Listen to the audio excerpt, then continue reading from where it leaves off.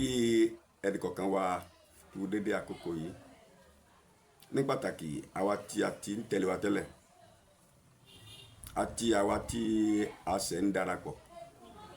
Kò sí àlejò níjọba Ọlọ́run, ọmọ Ọlọ́run gbogbo wa. Bó bá rí bẹ́ẹ̀ sí wa, àlàáfíà Olúwa kó máa bẹ sí fún wa lórúkọ Jésù Kristi Olúwa wa. A ń gbéyẹ̀wò lórí Dáfídì rìn lórí ilé ọba. Lónìí tó kàn tá a fẹ́ tún fi gbéyẹ̀wò fi ṣe àṣẹ láàrin ara wa, ó ní àwọn ibi tí ó rọ̀ mọ́ ipò gíga nígbà tá a bá ń lé ipò àwọn lẹ́nu tá à ń lé lónìí. Akàwé ni o, akọ́ṣẹ́ ni o, aníṣẹ́ ni o, business là ń ṣe ni o, ipò ọ́fíìsì làkàn láwa ni bóyá oníkùkù tá a lè máa lé.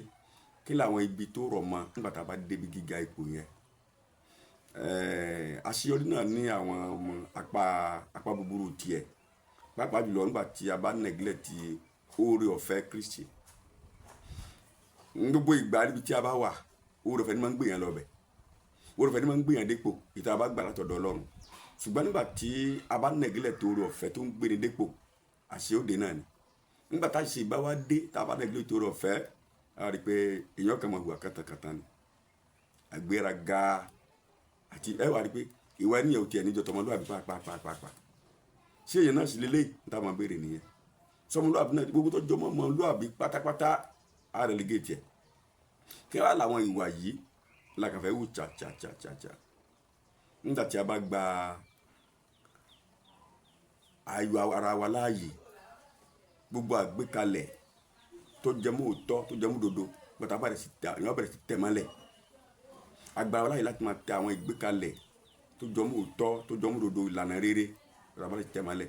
Wípé ta ni ó bí wa? Ìwà àjẹbánu, ìwà ta ni ó bí wa? Ìmọ̀ ń wáyé nígbà tí wọ́n bá dé orí. Àwọn sọ fún wa nínú ẹ̀kọ́ yìí pé tá a bá fẹ́ dán èèyàn wò, tẹ́fẹ́ máa ń tó jẹ́, ẹ kọ́kọ́ fún alágbára kékeré. Bó bá ti lò ó náà ló sọ bó ilé ńlá bá dé. Ṣùgbọ́n kò sẹ́nìkan tó jẹ́ pé bóyá tí agbára bá dé, tágbára bá dé tí ìfẹ́ sì wà hù, torí ìmọ̀ ń kó sí yàn lọ́pọlọ ni. Táwa sọ ìsàn di wèrè. Ìgbà míì á bóyàn lójú, táfẹ́ dàbẹ̀ pé èèyàn ríran mọ́, a sì máa pẹ̀lú níbi ọtí. So àwọn ìwà báyìí ni àwọn míì ní ká fẹ́ máa bo nǹkan àkábò ìyẹn ń kọ́ ẹ má fọwọ́ kan bẹ̀ yẹn o, ẹ má fọwọ́ kan bẹ̀ yẹn, kò sí nǹkan tó kàn yín bí yẹn, ẹ̀dọ́wọ́ bo bẹ̀ ẹ̀dọ́wọ́ yẹn má jẹ́ wọ́n rí. Yẹn ni pé ẹni tí a lè pè ní accountability, a sì ṣèṣirò bó ti yẹ ká ṣe, a fẹ́ dọ́wọ́ bò. Ta ló fẹ́ ẹ tó fẹ́ sí ìwé kan, ẹ bá ara yàn síbẹ̀, kò lè palẹ̀nu mọ́ kó ń bẹ̀ ẹni pé agbára ti dé nìyẹn. Gbogbo àwọn ìwà tí ò tọ́ afẹ́. Nígbà míì afẹ́ máa ń ronú pé nígbà tá a ti ga gbogbo wọn lọ yẹ, kò sófin kankan tó lè dè wá. Àgbékalẹ̀ wọ́n sófin ni kì í ṣe fún wa. Òfin yẹn ò wà fáwa, fún wọn ni. Àwa ni wọn lájọ ṣe o, ṣùgbọ́n òfin máa ń ga ju òfin lọ.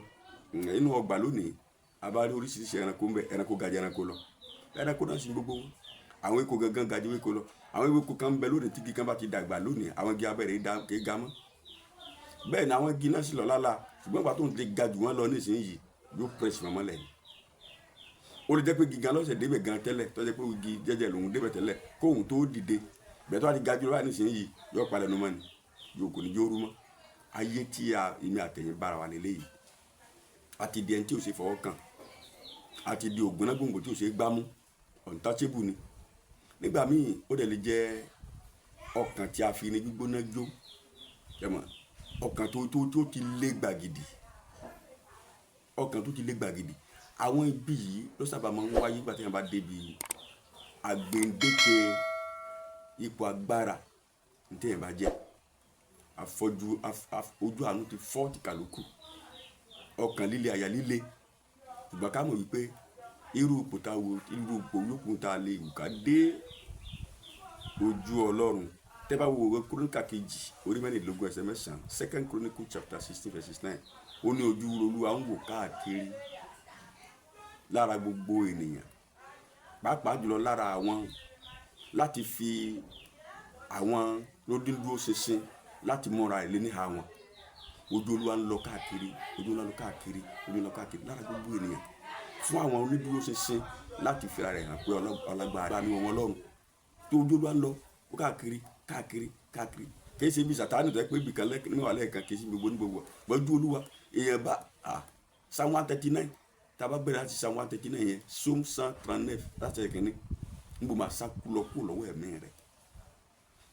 rẹ̀ ni ó ní tí mo bá lọ sójú ọ̀run ìpèjì ojú ìgbà yìí wọ́n ti rí mi nígbà wà lójú ọ̀run oníbẹ̀ẹ́bẹ̀ tá a bá wá gba ìyẹ́ tá a bá lọ síbi tó kù parí sí lọ́hùn oníbẹ̀ẹ́bẹ̀ tá a bá wá lọ sísàlẹ̀ ilẹ̀ lọ́hùn tá a ní nígbà tí mọ́lágbà ti lọ sàlẹ̀ lọ́hùn bóyá abúra mọ́lẹ̀ oníbẹ̀ẹ́bẹ̀ tó bá jẹ́ inú òkùnkùn biribiri oníbẹ̀ẹ́bẹ̀ bá jẹ́ ọ̀sẹ̀ gbangba tó Psalm 139 lélẹ̀ ara ní Olúwa ó wà sákòlójú Olúwa 2 Samuel chapter 11 verse 27 Samuel kejì onímọ̀ kan lẹ́sẹ̀ bíbélì nígbà tí Dáfídì pé bá ṣe bá wà lólè rẹ̀ olùgbèlú ó nìkan sì jẹ ó ṣe búburú lójú Olúwa nǹkan ìburú yẹri pé ojú Olúwa rí tẹ̀wọ̀n pé ó ti ṣe gbogbo ẹ̀ neat gbogbo àgbékalẹ̀ rẹ̀ ó ti rí bó ti ń fẹ́ sójú Olúwa wà rí ó ló sì jẹ búburú níwájú Olúwa.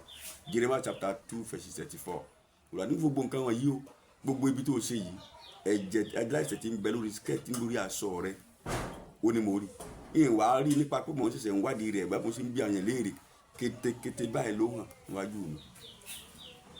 So bí a bá wà ní ipò gíga kò sọ pé ká má wà ká má lè ṣe ṣírò ká má lè wà accountable kọ́nà wà lọ́wọ́ o ẹja kéèsì pò wá o àwa ti à ń lépa gíga àwa tá a ti débẹ̀ so common trend ni o bí wọn ti dé kò yẹ kọ́nà wà lọ́wọ́ ẹ rí i pé ipò kékeré téèyàn bá ní iná náà fi yàn tó wà lábẹ́ rẹ̀ jẹ ẹlòmíì kò tí ì ga mo ti oga ti di oppression ó ti di ká ó ti dẹ́ntì tí máa ń tẹ̀yàn mọ́lẹ̀ kó lọ́ọ́ kọ́nà wà lọ́wọ́ orúkọ Jésù Kristi lọ́wọ́ àmín.